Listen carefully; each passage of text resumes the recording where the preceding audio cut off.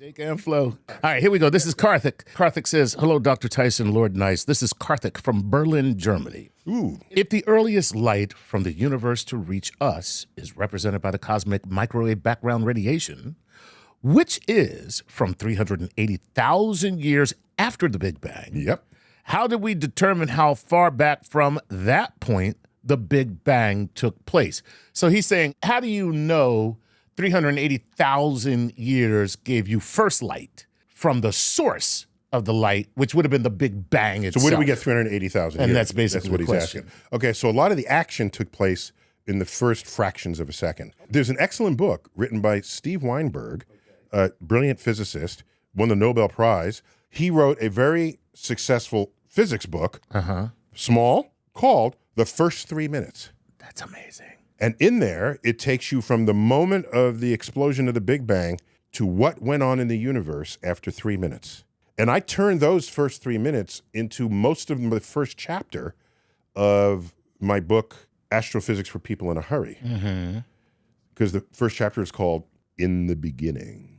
Ooh. That's the name of the first chapter. So I detail it. So there's another book, I believe, that starts. that has a chapter. I think there's another book with a chapter that starts in the beginning. I'm trying to think. Stop. I'm pretty sure. Okay, you keep thinking about that. Yeah. You call me when you know. Yeah. It'll come to me. It'll come. That was the old joke when you were a kid. How do you know God was a baseball player? I don't know how. He started in the big inning. Oh. Wow. Yeah, how do you know God wasn't a comedian? That joke.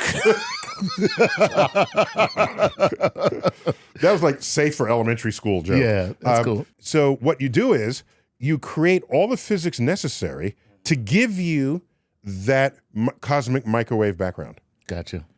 And once you know how much mass is in the universe, and you ask yourself, what must have been going on in the universe to give us that state where the photons run free and you get the cosmic microwave background? Right. Once you do all of this, the time it takes to get to that point turns out to be 380,000 years. That's amazing. Right. It's all very well-established physics. And you know what's funny? Right now, there are people hearing this, and they're like, no. It is so counterintuitive, but it's like, oh, no, that's what you believe. And what they don't understand is that we can see the cosmic microwave background. Yeah. It's not a belief. Right. We can see it. We measure it. We measure it. Yeah. And so do we know what matter must be doing in order to create that environment? Exactly. And we're expanding now. So here's what would have to happen if we were wrong.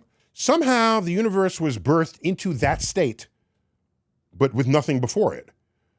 But we can account for that provided there was a universe before it, using known laws of physics as detailed by Steven Weinberg in his book from 1970s. That book came out. Wow. And in my book, I give a full exposition of the first moments of the universe. In fact, one of these chairs, right, the ones that one of these chairs that were awards to him for writing. I won for an essay called In the Beginning. In the Beginning. Which basically birthed that whole first chapter of my book. Look at that, the universe is crowning.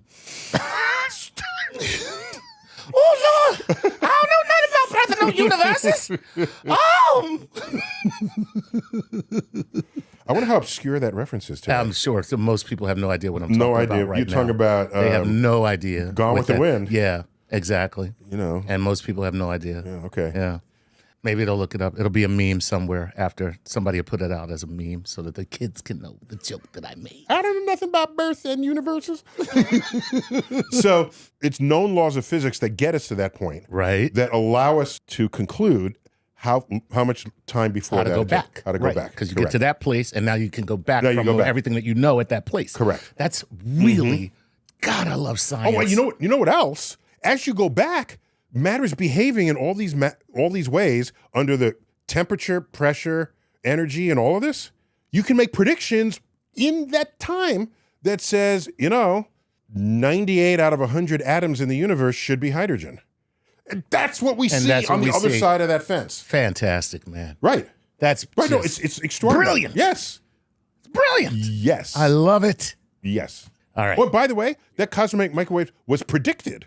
It was predicted by a guy named George Gamow.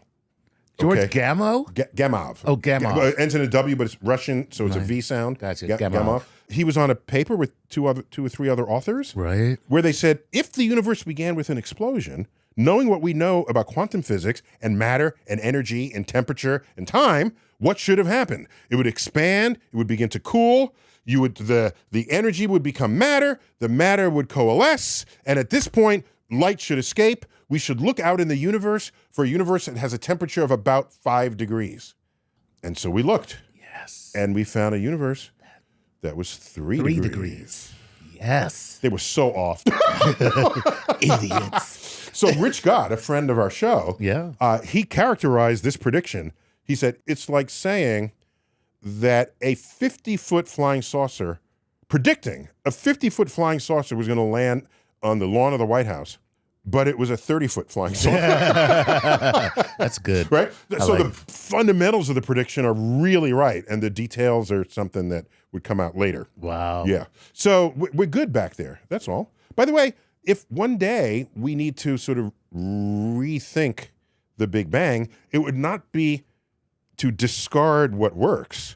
It would be to see that the Big Bang fits into an even larger picture of the universe. Right. And the press is always trying to ditch the Big Bang. Right. They're always pooping on the Big Bang. Yeah. Because they think we're just making stuff up. Yeah, because it's not going to be one of these things where it's just like, oh, we were just completely wrong, and now that's not a thing at all. No, that doesn't happen anymore. Right. No, it's like it happened before the year 1600. Right. But it after can't then, happen, when we test everything and it doesn't happen that way. It'll be a further explanation of what we already know. It'll be a deeper understanding of what we already know. Right. Correct. Right.